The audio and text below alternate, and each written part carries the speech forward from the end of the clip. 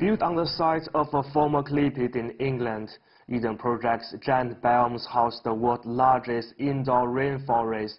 It transformed an industrial wasteland into a paradise of brightly colored flowers and exotic tropical trees.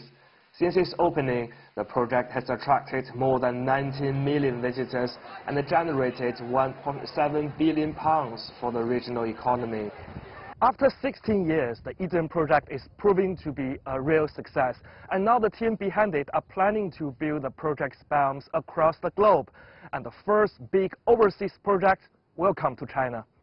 The coastal city of Qingdao was chosen as the site of China's new Eden Center. It will be built on a large area of environmentally damaged land.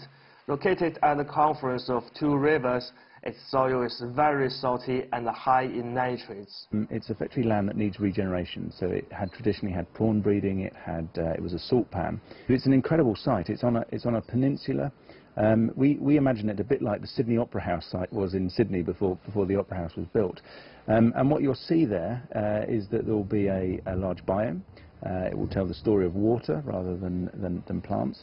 And then there will be a number of supporting pavilions that are on that site. After 2 years preparation, the construction is expected to begin in 2018, and it will open to visitors at the end of 2020. But the design of Eden China will be very different from its original in England.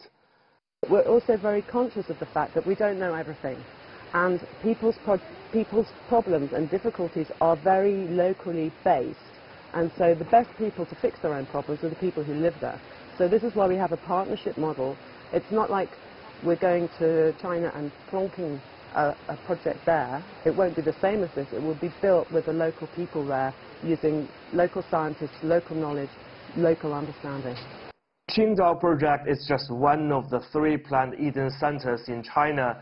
The second will restore a degraded valley in the historic city of Yan'an, and the third one will be based at the Beijing vineyard, formerly a rubbish dump. And I think China actually has taken huge steps forward around its environmental agenda over the last 5–10 years, because there's a real awareness of the need to change and the need to act as global citizens. And I think actually China is there at the front. You know, President Xi has been talking about the environment a lot recently, and I think Eden is lucky enough that we line up with some of those messages. We do want to talk about water, we do want to talk about air quality, we do want to talk about food security and food safety, but that's in line with what's being spoken about in China as well. So that's a good coming together. Water purity, air pollution and food safety, there are a lot of global issues that need to be focused on. Besides China, Eden is also working in Australia and New Zealand, hoping to create a network of projects that can share the best of different elements. Zhang He, CGTN, Eden Project, Kangmo.